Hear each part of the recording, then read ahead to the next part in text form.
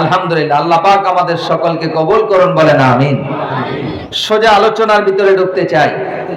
আমার তেলাওয়াতকৃত আয়াতে খুব ভালো করে বুঝবেন, আমার তেলাওয়াতকৃত আয়াতে আল্লাহ তাআলা তার বান্দাকে জান্নাত দেওয়ার জন্য, জোরে আওয়াজ দিয়ে বলেন, কি দেওয়ার জন্য?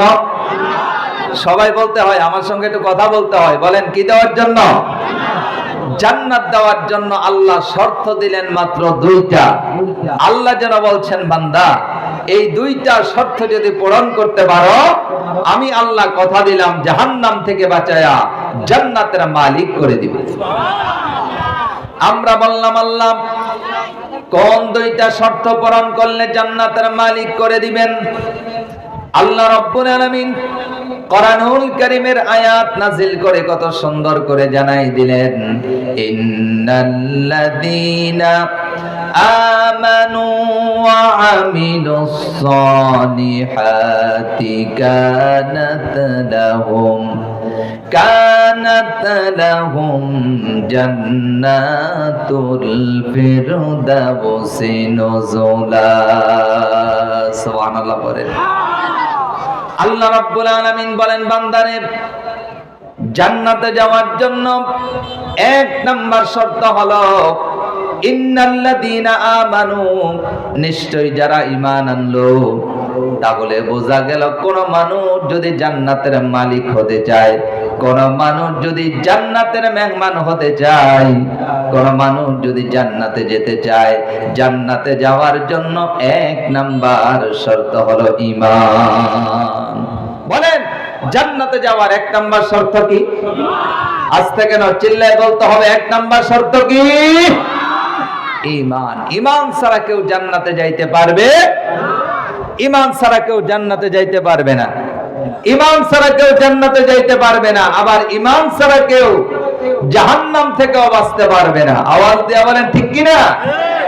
এই জন্য ঈমান এটা বড় দামি জিনিস। ঈমান এটা বড় দামি জিনিস।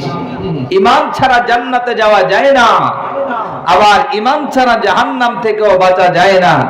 এই জন্য ঈমান আনার আগে, ঈমান যেহেতু দামি জিনিস, এই ঈমানটা কারে কয় জানা বোঝার দরকার আছে না নাই? ঈমান কারে কয়? ঈমান কারে কয় এটা যদি না বুঝি, তাইলে তো ঈমানের উপর কাজ করা যাবে না, ঠিক কি না? ঈমান কারে কয় এটাকে বুঝতে হবে, যে ঈমান কারে কয় এটাকে বুঝতে হবে, তাহলে ঈমানের উপর কাজ করতে সহজ হবে।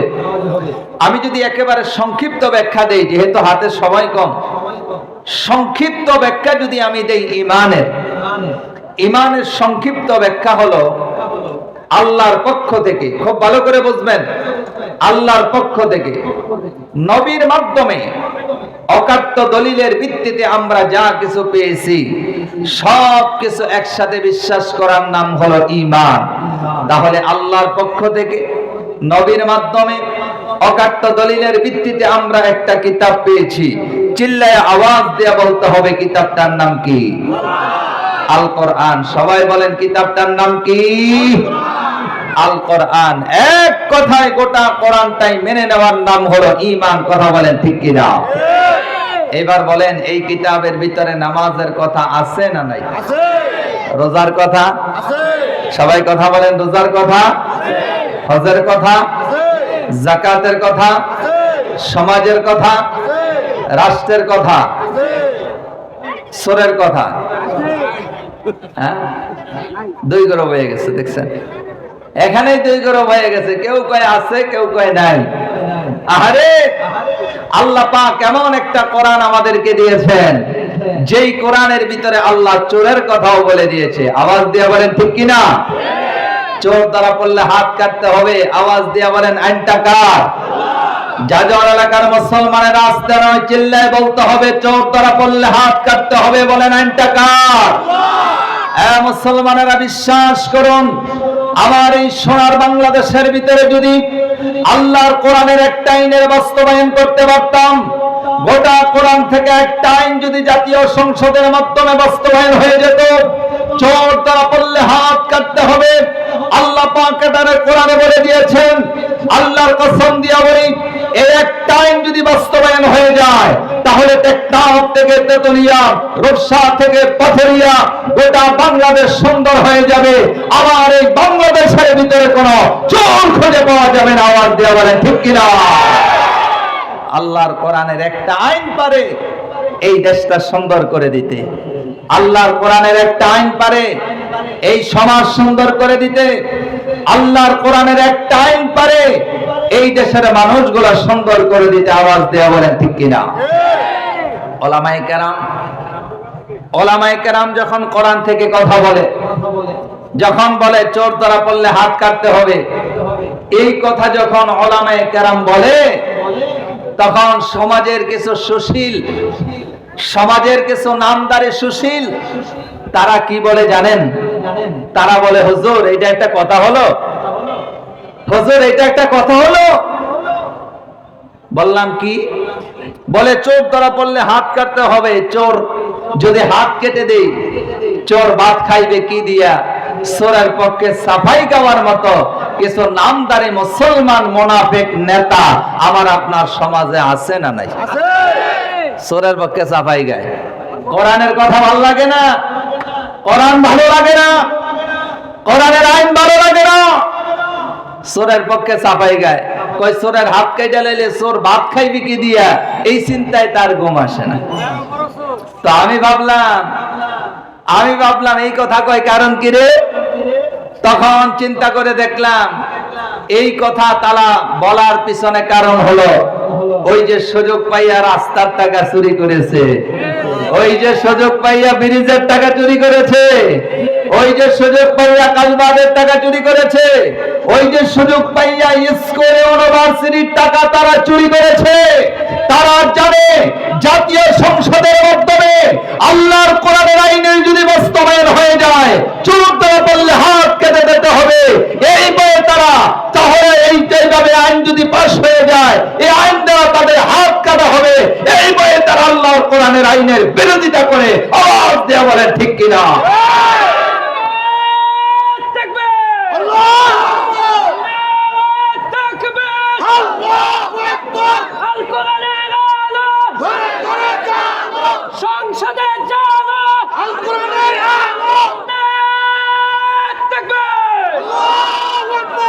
সামনে নির্বাচন আসতেছে, ভোট নিয়ে কথা কম না।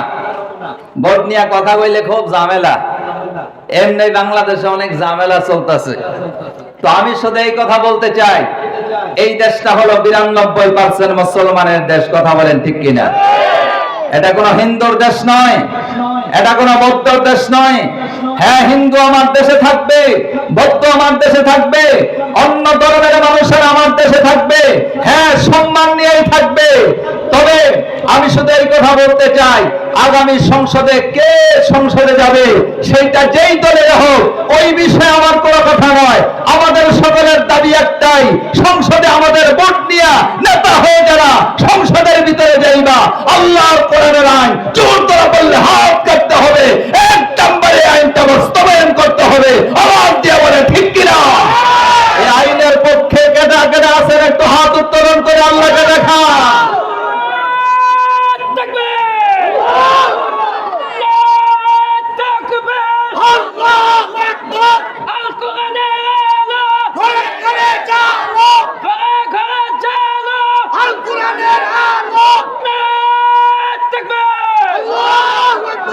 আপনার আলহামদুলিল্লাহ, আল্লাহ কবুল করো। জোরে কোন আমিন।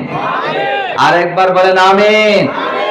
আল্লাহ আগামী দিন আমাদের দেশে যখন নির্বাচন হবে, আল্লাহ আমরা যেন সঠিকভাবে সঠিক মানুষকে নেতা বানাইতে পারি, সেই তৌফিক আমাদেরকে দিও। জোরে কোন আমিন। আরো জোরে বলেন আমিন। তাহলে সংক্ষিপ্ত ব্যাখ্যা আমি বলছিলাম, ইমানের ব্যাখ্যা। আল্লাহ পাক বলেন, বান্দারে জান্নাতে যাইবা, জান্নাতে যাওয়ার জন্য শর্ত হলো দুইটা। এক নাম্বার হলো ইন্নাল্লাযীনা আমানু, নিশ্চয়ই যারা ঈমান আনলো। ঈমানের ব্যাখ্যায় আমি বলছিলাম গোটা কোরআনটাই মেনে নেওয়ার নাম হলো ঈমান। আওয়াজ দিয়ে বলেন ঠিক কিনা? যেই কোরআনটা মেনে নেওয়ার নাম ঈমান। খুব ভালো করে বুঝবেন, তাফসীর থেকে বলছি। যেই কোরআনটা মেনে নেওয়ার নাম ঈমান, যেই কোরআনটা মেনে নেওয়ার নাম ঈমান, এই কোরআনকে আসুন আমরা কয়েকটা প্রশ্ন করি। লম্বা তো করা যাবে না। এই কোরআনকে আমরা প্রশ্ন করব মাত্র তিনটা। জোরে আওয়াজ দিয়ে বলেন কয়টা? বলতে পারেন বেলালী হুজুর, কোরআন তো, এটাকে যদি প্রশ্ন করি জবাব দেওয়ার ক্ষমতা কি কোরআনের আছে? আপনাদের কি মনে হয় যেই কোরআন আল্লাহ নাজিল করেছেন, আমাদেরকে দিয়েছেন, এই কোরআনকে যদি প্রশ্ন করি জবাব দেওয়ার ক্ষমতা কোরআনের আছে না নাই? কি আপনাদের বিশ্বাস হয়? তাহলে আমরা আজকে কোরআনকে প্রশ্ন করব মাত্র তিনটা। জোরে বলেন কয়টা? এক নম্বরে আমরা প্রশ্ন করব কোরআন রে, কোরআন তোমাকে মেনে নেওয়ার নাম যেহেতু ঈমান, কোরআন এক নম্বরে তোমার কাছে জানতে চাই, তোমার পরিচয়টা তুমি আমাদেরকে শোনাও। কোরআনুল কারীম সূরা আল বাকারা সবচাইতে বড় সূরা। এই সূরার ভিতরে কোরআন কত সুন্দর করে তার পরিচয় জানাই দিল। যারা পারেন আমার সঙ্গে পড়েন, আলিফ লাম মিম।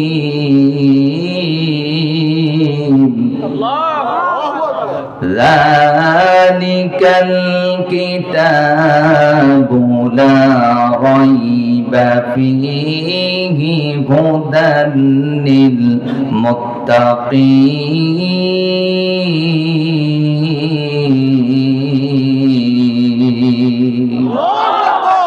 কোরআন কত সুন্দর করে জানায় দে, আমার পরিচয় জানতে চাও? শোনো, আমার পরিচয় হলো যালিকাল কিতাব লা রাইবা ফীহি হুদাল লিল মুত্তাকিন। এটা ওই গ্রন্থ যার মধ্যে কোনো ভুল নাই, যার মধ্যে কোনো সন্দেহ নাই। এটা হলো মুত্তাকিদের জন্য হিদায়াত এবং মুক্তির পথের দিশারি। তাহলে কোন মানুষ যদি হিদায়াত পেতে চায়, কোন মানুষ যদি মুক্তি পেতে চায়, কোন মানুষ যদি জাহান্নাম থেকে বেঁচে জান্নাতের মালিক হতে চায়, আওয়াজ দেয়া বলেন আল্লাহর কোরআনের কাছে আসার দরকার আছে না নাই? আছে। আল্লাহর কোরআনের কাছে আসতেই হবে, কারণ আল্লাহর কোরআনের কাছে কোনো ভয়। কোরআন ব্যতীত পৃথিবীর ভিতরে এরকম আরেকটা এইভাবে গ্রন্থ নাই, আরেকটা বই নাই, আরেকটা কিতাব নাই যেটা একেবারে নির্ভুল। কারণ এইটার ভিতরে কোনো ভুল নাই, বলতো নাই, সন্দেহ নাই। এই ঘোষণাটা কার? আল্লাহর জমিনে আওয়াজ দিয়া বলেন এই ঘোষণাটা কার? এই ঘোষণাটা আল্লাহর। এই কোরআনকে আমরা জীবনের চাইতে বেশি ভালোবাসি। আওয়াজ দিয়া বলেন ঠিক কিনা? এই কোরআনটা মেনে নেওয়ার নাম হলো ঈমান। আওয়াজ দিয়া বলেন ঠিক কিনা? এই কোরআনকে যে অস্বীকার করে সে কি মুসলমান না কাফের? আজকে কেন জোরে বলেন মুসলমান না কাফের? আমরা বড় আশ্চর্য হই, আমরা বড় আশ্চর্য হই। গত 2-3 দিন আগে আপনারা দেখেছেন, গত 2-3 দিন আগে আপনারা দেখেছেন ভিন্ন ধর্মের এক হিন্দু ওই নর্থ সাউথ ইউনিভার্সিটিতে পড়াশোনা করে, যেই কোরআনের ভিতরে কোনো ভুল নাই, যেই কোরআনে কোনো সন্দেহ নাই, আল্লাহর ঘোষণা, যেই কোরআনটা মেনে নেওয়ার নাম মুসলমানের ঈমান।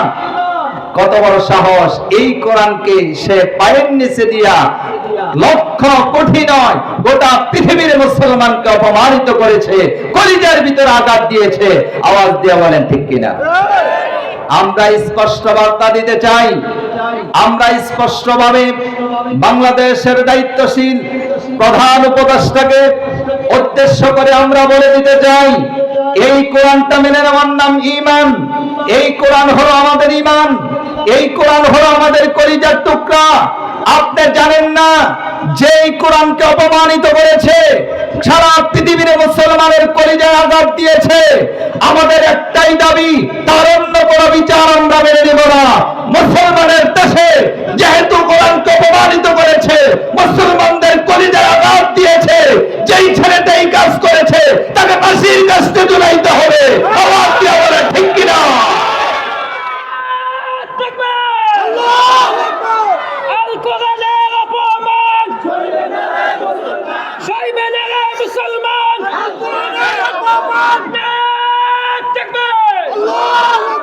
আমরা অন্য কোন বিচার মানি না, কারণ যে ছেলেটা কোরআন রে পায়ের নিচে দিছে ভালো করেই জানে এটা আপনি আদালতে কোন অ্যাডভোকেট যদি থাকে তাদের কাছ থেকে জেনে নেবেন। এইটার জন্য কোরআন অবমাননা করার কারণে এইটার জন্য অন্য কোনো শাস্তি নাই। সেই ব্রিটিশরা যেই আইন বানায় রাখছে এইটার শাস্তি হলো মাত্র 50 টাকা জরিমানা। জোরে বলেন কয় টাকা? আসলে কেন জোরে বলেন কয় টাকা? আমি দায়িত্ব নিয়ে বলছি, আমি জেনে বলছি, আমি অ্যাডভোকেটের সাথে বসেছি, তারপরে আমি জানলাম এখন তারে কিন্তু আদালতে উঠায় না, তার আগে জেলখানায় রাখছে। কারণ আদালতে উঠাইলে তার পক্ষে যে আইনজীবী সে দাঁড়ায় বলবে একটু খোলেন, এইভাবে খুইলা আইনের বইটা খোলেন, খুইলা দেখেন এইটা শাস্তি কি, ও 50 টাকা দিব আর বাড়িয়ে যাইব। এই জন্য সরকারকে আমরা বলতে চাই এই আইন আমরা মানি না, প্রয়োজনে আইন চেঞ্জ করতে হবে, ওই আইন বাদ দিয়ে দিতে হবে। আপনারা আমরা স্পষ্টভাবে সরকারকে জানাই দিতে চাই এই কোরআন অবমাননাকারী যদি আবার আমাদের চোখের সামনে চলে আসে মুসলমান কিন্তু তাকে ছেড়ে দিবে না। আওয়াজ দিয়ে বলেন ঠিক কিনা? কারণ আমরা স্পষ্টভাবে জানাই দিতে চাই আমরা হযরত আবু বকরের উত্তরসূরি, আমরা হযরত ওমরের উত্তরসূরি, আমরা হযরত ওসমান গনি আলীর উত্তরসূরি। হয়তো তারা দেখতে পারে হযরত আবু বকর চলে গেছে, হযরত ওমর চলে গেছে, হযরত ওসমান গনি চলে গেছে, হযরত আলী চলে গেছে, তারা জানে না এখন এই দেশের ভিতরে এমন মুসলমান তাওহীদি জনতা আছে কোরআনের সম্মান রক্ষা করার জন্য প্রয়োজন হলে স্ত্রী বিধবা বানাবে, প্রয়োজন হলে সন্তান এতিম বানাবে, প্রয়োজন হলে নিজের জমি জায়গা সব ছেড়ে দিবে, প্রয়োজন হলে নিজের তাজা রক্ত জমিনে দিয়ে শহীদ হয়ে যাবে, তারপরেও কোরআনের অপমান মুসলমান সহ্য করবে না, সহ্য করবে না, সহ্য করবে না। আওয়াজ দিয়ে বলে ঠিক কিনা?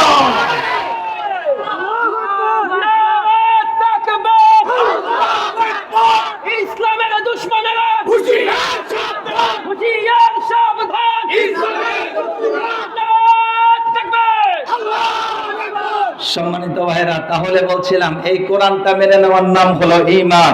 আওয়াজ দিয়ে বলেন ঠিক কিনা? আল্লাহ রাব্বুল আলামিন আমাদেরকে জানাই দিলেন বান্দারে জান্নাতে যাওয়ার জন্য আমি আল্লাহ দুইটা শর্ত দিলাম।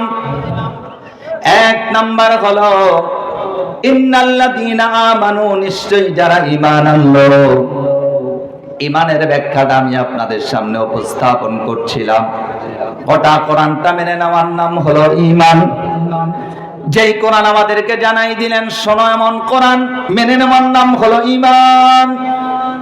যেই কোরআনের সম্পর্কে আল্লাহ নিজে বলেছেন যালিকাল কিতাবু লা রাইবা ফীহি হুদাল লিল মুত্তাকিন, এইটা ওই গ্রন্থ যার মধ্যে কোনো ভুল নাই, যার মধ্যে কোনো সন্দেহ নাই। এটা হলো মুত্তাকিদের জন্য হিদায়াত এবং মুক্তির পথের দিশারি। এবার আমরা বললাম কোরআন বুঝলাম, হ্যাঁ কোরআন আমরা বুঝলাম, তোমার মধ্যে কোনো ভুল নাই, তোমার মধ্যে কোনো সন্দেহ নাই। কোরআন রে, এবার 2 নাম্বার প্রশ্ন তোমার কাছে জানতে চাই, তুমি বলো তো তোমার বাড়িটা কোথায়? ও জাজর এলাকায় আগত শ্রোতারা একটু আওয়াজ দিয়া বলেন কোরআনের বাড়ি কোথায়? এর জবাবটাও কোরআনের ভিতরে আছে না? না। আপনারা 30 নাম্বার পারাটা খুঁজবেন। 30 নাম্বার পারার ভিতরে একটা সূরা আছে, যেই সূরার নাম হলো সূরা বুরুজ। এই সূরা বুরুজের ভিতরে কোরআনুল কারীম কত সুন্দর করে জানাই দিলেন, যারা পারেন আমার সঙ্গে পড়েন, বাল হুয়া কুরআনুম মাজিদুন ফি লাউহিম মাহফুজ। সুবহানাল্লাহ বলে কি আয়াতটা পারেন না? কথা বলে না, পারেন না? আবার আমার সঙ্গে পড়েন, বাল হুয়া কুরআনুম মাজিদুন ফি লাউহিম মাহফুজ। কোরআন কত সুন্দর করে জানাই দিলেন, বরং এটা সম্মানিত কিতাব যা লৌহে মাহফুজে লিপিবদ্ধ। তাহলে কোরআনের বাড়ি লৌহে মাহফুজে। সুবহানাল্লাহ বলেন।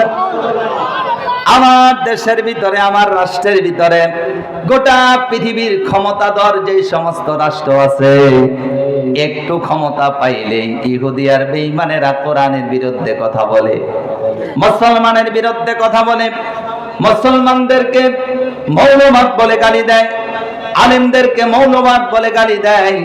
তারা যেন বুঝাইতে চায় যদি বেশি বাড়াবাড়ি করো কোরআন তাই দুনিয়া থেকে সরাই দিব। কোরআনওয়ালাদেরকে তো তারা সরাই দিয়েছে আগেই। অনেক কোরআনওয়ালা যারা কোরআনের হক কথা বলেছে আমার বন্ধুগণ দুনিয়া থেকে বিদায় তারা করে দিয়েছে। তারা মাঝে মধ্যে হুমকি দামকি দেয় এই দুনিয়া থেকে কোরআনুল কারীম সরাই দিবে। আল্লাহর কসম সম্ভব হবে না, কারণ দুনিয়ার জমিনে কোথাও কোরআনের বাড়ি না, কোরআনের বাড়িটা হলো লৌহে মাহফুজে। একটু আওয়াজ দেয়া বলেন তো ঘোষণা টাকা। আজকে আমেরিকা কোরআনওয়ালাদের দিকে বড় চোখ করে তাকায়, রাশিয়া কোরআনওয়ালাদের দিকে বড় চোখ করে তাকায়, আজকে চীন কোরআনওয়ালাদের দিকে বড় চোখ করে তাকায়।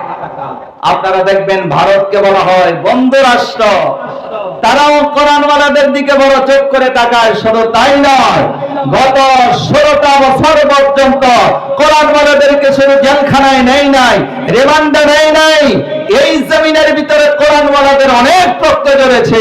আওয়াজ দিয়ে বলেন ঠিক কিনা? পুরা পারসেপশনটা ছিল আমাদের বন্ধু রাষ্ট্র বলা হয় এই ভারতের। আওয়াজ দিয়ে বলেন ঠিক কিনা? আল্লামা সাইদি সহ বড় বড় আলেমদেরকে তোমরা দুনিয়া থেকে শহীদ করে দিয়েছ, দুনিয়া থেকে সরাই করে দিয়েছ। আমরা স্পষ্টভাবে আমেরিকা, তারপরে চীন, তারপরে রাশিয়া, ভারতকে আমরা জানাই দিতে চাই যে শোনো, কোরআনের বাড়ি আমেরিকায় নয়, কোরআনের বাড়ি পাকিস্তানে নয়, কোরআনের বাড়ি চীনে নয়, কোরআনের বাড়ি ভারতে নয়, কোরআনের বাড়ি হলো লৌহে মাহফুজে। আর লৌহে মাহফুজে হাত দেওয়ার ক্ষমতা পৃথিবীর কোন মানুষের নাই। আওয়াজ দিয়ে বলেন ঠিক কিনা? শুধু তাই নয়, আল্লাহ রাব্বুল আলামিন এই কোরআনুল কারীম কত সুন্দর করে হেফাজত করে। আল্লাহ রাব্বুল আলামিন বলেন, ইন্না নাহনু নাযালনা যিকরা ওয়া ইন্না লাহু লাহাফিজুন। বলেন তো কোরআনটা যিনি হেফাজত করেন তিনি কে? আল্লাহ তাআলা যদি এই কোরআন হেফাজত করার দায়িত্ব কোন দলের হাতে দিত, কোন ব্যক্তির হাতে দিত, কোন রাষ্ট্রের হাতে দিত, আল্লাহর কসম আল্লাহর কোরআন এই রকম আর থাকতো না, সুবিধা মতো আমরা বানাই নিতাম। আওয়াজ দিয়ে বলেন ঠিক কিনা? আল্লাহ তাআলা এই কোরআনটা এমন এক জায়গার মধ্য দিয়ে হেফাজত করে। ছোট্ট একটা তলবে ইলম মাদ্রাসার ছাত্র, আজকেও তো কয়েকজন ছাত্র এইভাবে মাথায় পাগড়ি নিয়েছে, যারা কোরআনের হাফেজ হয়েছে, তাদের একেবারে সিনার ভিতরে আল্লাহর কোরআনের এখানে যেই রকম লেখা আছে ওই রকম ছোট্ট সিনার ভিতরে 30 পারা কোরআন সংরক্ষণের ব্যবস্থা যিনি করে দিয়েছেন, চিল্লায় বলেন তিনি কে? এমন এক জায়গায় সংরক্ষণ করছে, যদি তারা জবাই কইরা কাইটা বাগা বাগা করা হয়, তারপর ওখান থেকে কোরআন বাহির করা যাবে। সম্মানিত ভাইয়েরা আমার, বিস্তারিত বলার সুযোগ নেই, তাহলে বলছিলাম আল্লাহ রাব্বুল আলামিন বলেন কোরআনের বাড়ি হলো লৌহে মাহফুজে। এবার 3 নাম্বার শেষ প্রশ্ন এবার একটু জানতে চাই, আপনারা বলেন তো আমার বন্ধুগণ, এবার যদি কোরআনকে বলি কোরআন বুঝলাম তোমার বাড়ি হলো লৌহে মাহফুজে, বুঝলাম তোমার বাড়ি হলো লৌহে মাহফুজে, তোমার মধ্যে বললাই সন্দেহ নাই। এবার একটু বলবানি তোমার জন্মের মাস কোনটা? কোরআন কত সুন্দর করে জানাই দেয়, যারা পারেন আমার সঙ্গে পড়েন। শাহরু রমাদানাল্লাযী উনজিলা ফীহিল কুরআনু হুদাল লিন্নাস ওয়া বাইয়িনাতিম মিনাল হুদা ওয়াল ফুরকান। চিৎকার মেরে বলেন না আল্লাহু আকবার। কি মজার কথা আল্লাহ কইছে, ভালো করে বুঝেন। আল্লাহ জানাই দিল, খুব ভালো করে বুঝবেন, আবার জবাবও দিবেন। আল্লাহ বলে রমজান তো সেই মাস যে মাসে আমি কোরআন নাযিল করেছি। ও জাজর এলাকার মুসলমানেরা আওয়াজ দিয়া বলেন, এই যে আরবি 12টা মাস আছে, এই 12টা মাসের মধ্যে রমজান মাসের দাম বেশি না কম? সবাই বলেন নাই বেশি না কম? আমরা তো মনে করি রোজা রাখার কারণে রমজানের দাম বেড়ে গেছে, আমরা মনে করি সাহরি খাওয়ার কারণে রমজানের দাম বেড়ে গেছে, আমরা মনে করি তারাবির নামাজ পড়ার কারণে রমজানের দাম বেড়ে গেছে। আমার নবী কয় না রে উম্মত, না না না, এই জন্য রমজানের দাম বাড়ে নাই। রমজান মাসের দাম বাড়ার পিছনে একটাই কারণ, ওই কারণটা হলো জোরে আওয়াজ দিয়া বলেন, এই রমজান মাসের উপর যিনি কোরআন নাজিল করেছেন তিনি কে? একটা মাসের উপর কোরআন নাজিল হওয়ার কারণে এই মাসের দাম যদি আল্লাহ বাড়ায় দেয়, একটা মাসের উপর কোরআন নাজিল হওয়ার কারণে এই মাসের সম্মান যদি বাড়ায় দেয়, তাহলে যেই মানুষের জন্য আল্লাহ কোরআন নাজিল করলেন, যেই মানুষকে মুক্ত করার জন্য কোরআন নাজিল করলেন, যেই মানুষকে জাহান্নাম থেকে বাঁচায়া জান্নাত দেওয়ার জন্য কোরআন নাজিল করলেন, এই মানুষগুলা যদি কোরআনকে অনুসরণ করে, অনুকরণ করে, মহব্বত করে, ভালোবাসে, বাস্তব জীবনে প্রয়োগ করে, আওয়াজ দিয়া বলেন কোরআনওয়ালা মানুষগুলানের দাম যিনি বাড়াই দিবেন তিনি কে? আল্লাহ। সম্মানিত ভাইয়েরা, আর বিস্তারিত যাচ্ছি না। তাহলে জান্নাতে যাওয়ার জন্য শর্ত হলো দুইটা। এক নাম্বার ঈমান, ঈমানের অল্প কথা বলছি, অনেক কথা বাকি আছে। দুই নাম্বার হলো আমিলুস সলিহাত, এইটা আরেকটা লম্বা বয়ান, ওই দিকে যাওয়ার সুযোগ নাই। এবার শুধু আপনাদেরকে একটা কথা জিজ্ঞাসা করি, জান্নাতে যাওয়ার জন্য শর্ত দিলেন দুইটা, এবার জাহান্নাম থেকে বাঁচার জন্য আল্লাহ কি শর্ত দিলেন একটু আওয়াজ দিয়া বলেন, জানার দরকার আছে না নাই? আছে। তাহলে আসুন আল্লাহর কোরআন থেকে শুনি জাহান্নাম থেকে কিভাবে বাঁচবো।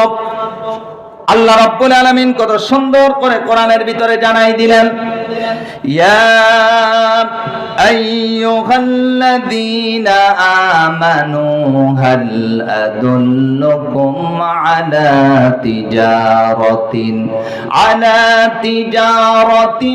তুনজিকুম মিন আযাবিন আলীম। আল্লাহ রাব্বুল আলামিন বলেন, খুব ভালো করে বুঝেন, আমার দিকে তাকান, ইয়া আইয়ুহাল্লাযীনা আমানু, হে ঈমানদারেরা। ঘোষণাটা কার? আল্লাহ। মনোযোগ দেন, ঘোষণা কার? আল্লাহ। ইয়া আইয়ুহাল্লাযীনা আমানু, হে ঈমানদারেরা। আল্লাহ বলে, হাল আদুল্লুকুম আলা তিজারাতিন তুনজিকুম মিন আযাবিন আলীম। আল্লাহ বলে, আমি কি তোমাদেরকে এমন একটা ব্যবসার কথা শোনাবো না, যেই ব্যবসাটা করলে জাহান্নামের আযাব থেকে বাঁচা যায়? আমাদেরকে আল্লাহ বললেন, তোমাদেরকে এমন একটা ব্যবসার কথা শোনাবো না, যেই ব্যবসাটা করলে জাহান্নামের আযাব থেকে বাঁচা যায়। সুবহানাল্লাহ বলেন। কি জাহান্নামের আযাব থেকে বাঁচতে চান না? আমরা বললাম আল্লাহ আমরা নামাজ পড়ি, রোজা রাখি, হজ করি, যাকাত দেই, আল্লাহ আমরা জাহান্নামের আযাব থেকে বাঁচতে চাই। আল্লাহ বলে, বান্দারে জাহান্নাম থেকে যদি বাঁচতে চাও শর্ত হলো তিনটা। জোরে বলেন, কয়টা? আরো জোরে, সবাই কোন? আল্লাহ কয় জাহান্নাম থেকে বাঁচতে হলে শর্ত হলো তিনটা। আমরা বললাম আল্লাহ জান্নাতে যাওয়ার জন্য শর্ত হলো দুইটা, আপনি আমাদেরকে জানাইলেন। এবার একটু বলেন জাহান্নাম থেকে বাঁচবো কিভাবে? বান্দা বলে, আল্লাহ বলে, বান্দারে তিনটা কর্মসূচি। এক নাম্বার হলো, ভালো করে বুঝেন, এক নাম্বার হলো তুমিনুনা বিল্লাহ, আমি আল্লাহর প্রতি ঈমান আনতে হবে। বলেন জাহান্নাম থেকে বাঁচতে হলে ঈমান আনতে হবে একজনের উপর, তিনি কে? আল্লাহ। দুই নাম্বার হলো ওয়া রাসূলিহি, আমার রাসূলের প্রতি ঈমান আনতে হবে। আর তিন নাম্বার হলো ওয়াতুজাহিদুনা ফি সাবিলিল্লাহ, আমি আল্লাহর রাস্তায় তোমার জান আর মাল দিয়া জিহাদ করে আল্লাহর জমিনের ভিতরে আল্লাহর দ্বীন কায়েম করতে হবে। এই তিনটা কর্মসূচি যাদের জীবনে পাওয়া যাবে, আওয়াজ দিয়া বলেন তো জাহান্নাম থেকে বাঁচায়া জান্নাতের মালিক করে দিবেন কে? তিনটা, তুমিনুনা বিল্লাহ ওয়া রাসূলিহি ওয়া তুজাহিদুনা ফি সাবিলিল্লাহ, আল্লাহর রাস্তায় জান আর মাল। সুবহানাল্লাহ, সুবহানাল্লাহ। যুবক খুব ভালো করে বুঝবেন, হে বৃদ্ধ বাবাজি জবাব দিবেন, মনে প্রাণে বিশ্বাস যেটা সেটাই জবাব দিবেন। জোরে আওয়াজ দিয়া বলেন, আমাদের জানের মালিক কে? আল্লাহ। সবাই কয় নাই, বলেন আমাদের জানের মালিক কে? আল্লাহ। জানের মালিক যদি আল্লাহ হয়, একটু আওয়াজ দিয়া বলেন তো, এই যে আমাদের মাল, এই যে আমাদের সম্পদ, এই মাল আর সম্পদের মালিক কে? তাইলে বোঝা গেল জানের মালিকও আমি না, আমার যে মাল আর সম্পদ এইগুলার মালিকও আমি। কথা কয় না, কথা কয় না।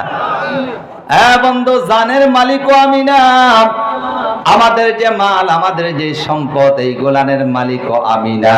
তাহলে আমার জান, আমার মাল, ওই যে আল্লাহ বলছে, শিখাই দিছে, বান্দা তুমি কও, কুল ইন্না সালাতি ওয়া নুসুকি ওয়া মাহইয়ায়া ওয়া মামাতি লিল্লাহি রাব্বিল আলামিন।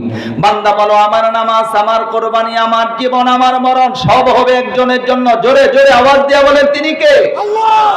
আল্লাহ কয় সব আমার জন্য। তাহলে জান এটা কার? আস্তে কেন, জোরে কর। আল্লাহ। এই যে আমাদের মাল, এই যে আমাদের সম্পদ, বলেন এটা কার? আল্লাহ। তাইলে বোঝা গেল জানের মালিকও আমি না, আমার যে মাল আর সম্পদ এইটার মালিকও। কথা কয় না, বুঝা লাইছে? কয় হুজুর টিয়া চাইবে, খুব চালাক, এই জন্য কইতে চায় না। জানের মালিকও আমি না, মালের মালিকও আমি না, আমার জান আর মালের মালিক একজন। বলেন বলেন, তিনি কে? শুধু আমানত রাখছে। অনেক গার্মেন্টসের কর্মী ভাইরা আছে, আবার অনেক বাড়িওয়ালাও আছে, ও বন্ধু চাকরিজীবীও আছে। চাকরিজীবী 8 ঘন্টা চাকরি করে, বেতন পায় 30,000, 40,000, 50,000। গার্মেন্টসের শ্রমিক আমার প্রিয় ভাই, সে 10 ঘন্টা চাকরি কইরা বেতন পায় 18,000। আওয়াজ দেয়া বলেন তো, এইরকম আছে না নাই? খাড়ি বেশি, আমি বেতন পাই কম। তাইলে বোঝা গেল আল্লাহ এই যে টাকা দেয়, এইটা আল্লাহর পক্ষে আমানত। আল্লাহ কই, এটা তোর কাছে রাখলাম, দেখমো সময় মতো চাইলে দেসনি। এইটা তোর কাছে রাখলাম, অনাথ আইসা চাইবো দেসনি, তোর কাছে রাখলাম। আলেম ওলামার আইসা মাদ্রাসার জন্য চাইবো, দেখমো দেসনি। আল্লাহ কই, আমানত তোর কাছে রাখলাম, বিভিন্ন সময় গরিব, এতিম, বিধবা আইসা তোর কাছে চাইবো, বান্দা আমি দেখবো, তুই দেসনি। বান্দা এই সম্পদ শুধু তোর কাছে রাখছি আমি আল্লাহ, পরীক্ষার জন্য। আওয়াজ দেয়া বলেন ঠিক কিনা? এটা আল্লাহর পক্ষ থেকে পরীক্ষা। এই জন্য সবাই তো সব সময় প্রস্তুতি থাকে না। তারপরও এই মাহফিলে আমার পরে আব্দুর রহিম আল মাদানী ভাই আলোচনা করবে। আপনারা খুশি না বেজার? আপনাদের তো সান কপাল, বুঝেন? আপনাদের কি কপাল? সান কপাল, যে আপনাকে বাড়ি এনওয়াইয়া বাড়ি করছে, আজকে বাড়ির মানুষ বাড়িতে ওয়াজ করবে। জোরে কোন নাম্বার হওয়া? আলহামদুলিল্লাহ। ভাই ওয়াজ করার আগে আপনারা যদি অনুমতি দেন, যদি কোন যে লড়াচড়া করতাম না, উঠা বসা করতাম না, মাদ্রাসা লেগা কিছু চাইমু, আপনি পারলে দেন, না পারলে না দেন। ومن يضلله فلا هادي له نشهد أن لا إله إلا الله وحده لا شريك له نشهد أن سيدنا وسندنا وحبيبنا ومولانا محمدا عبده ورسوله الذي أرسله بالحق بشيرا ونذيرا وداعيا إلى الله بإذنه وسراجا وقمرا منيرا فقد قال الله تعالى في كلام المجيد وفي فرقان الحميد সকলে মেহেরবানি করে পড়ুন আউযু বিল্লাহি মিনাশ শাইতানির রাজীম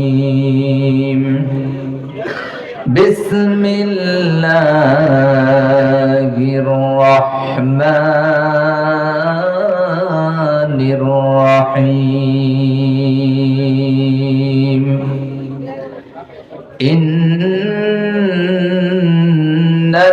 ইন্নাল্লাযীনা আমানু ওয়া আমিলুস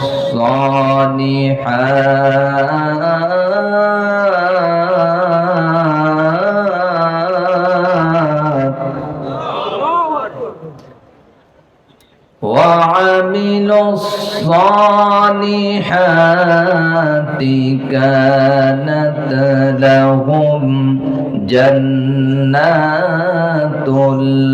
الفردوس نزلا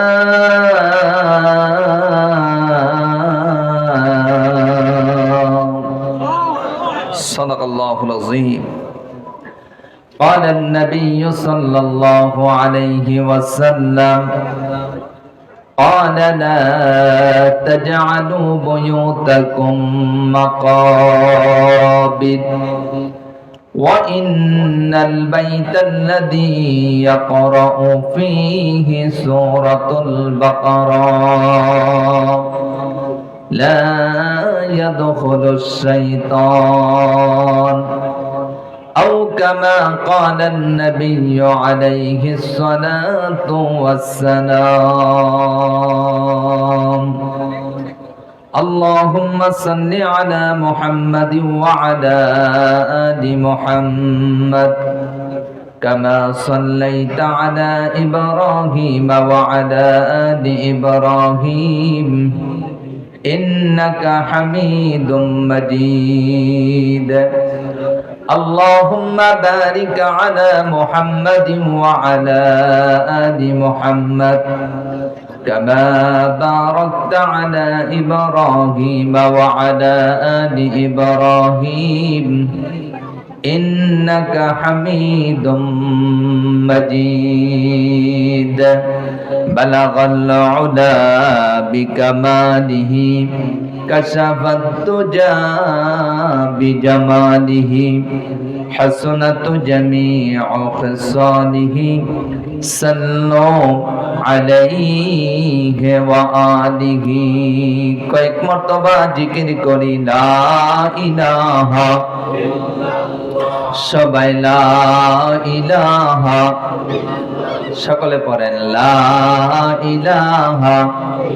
যারা দাঁড়িয়ে আছেন বসে পড়েন লা ইলাহা। যারা বাইরে ভিতরে চলে আসেন লা ইলাহা। আলহামদুলিল্লাহ রাব্বিল আলামিন। সম্মানিত ভাই এবং বন্ধুগণ, এই কালিমার সঙ্গে কি আমাদের কোনো রাগ টাগ আছে?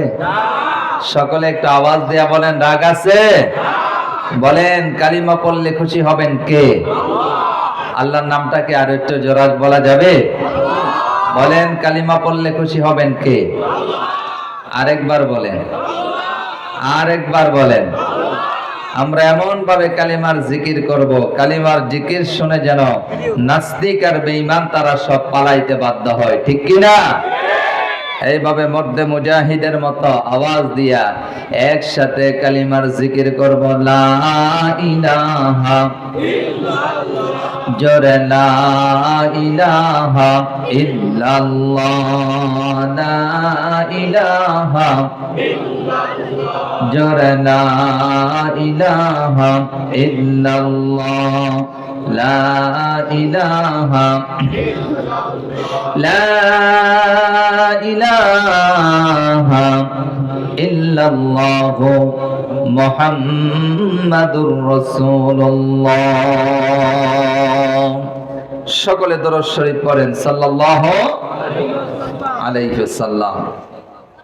বাংলাদেশের ঐতিহ্যবাহী জেলা গাজীপুর তার অন্তর্গত গাজীপুর মহানগরের 32 নং ওয়ার্ডে অবস্থিত জামিয়া ইসলামিয়া মাহমুদিয়া মাদ্রাসা গাজীপুরের উদ্যোগে হাফেজ ছাত্রদের পাগড়ি প্রদান উপলক্ষে বার্ষিক ইসলামী মহাসম্মেলন ওয়াজ ও দোয়ার মাহফিল।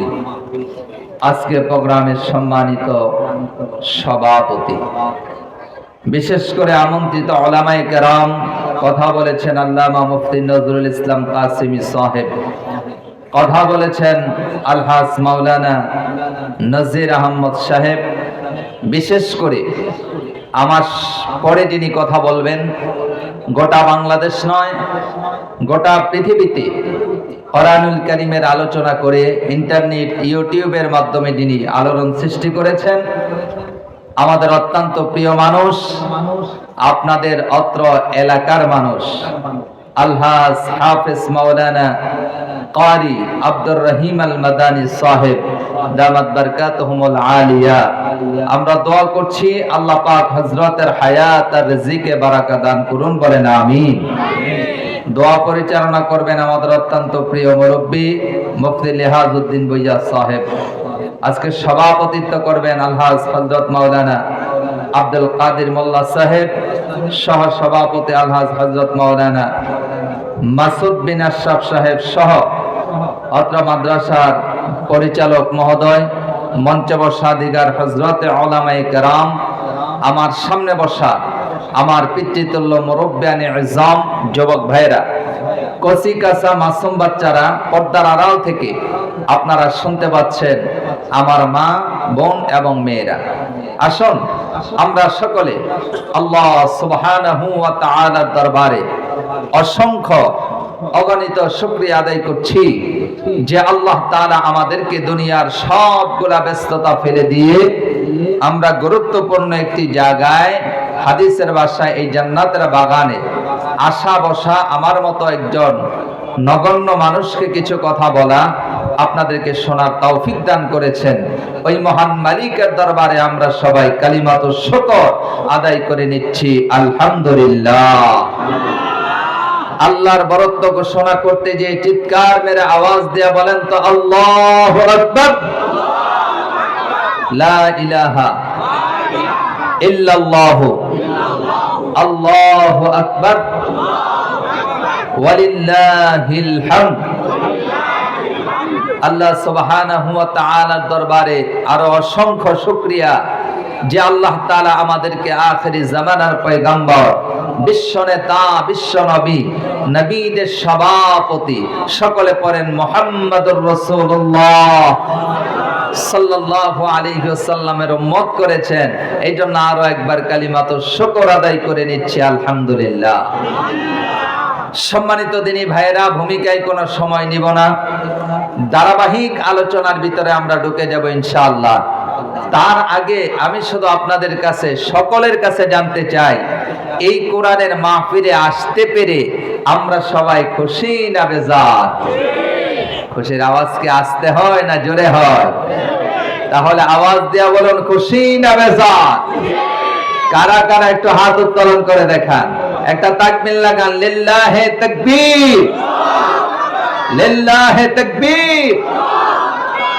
আলহামদুলিল্লাহ। হাত নামান। আপনাদের আওয়াজ শুনে আর চেহারাগুলা দেখে মনে হচ্ছে যে আপনারা সবাই খুশি।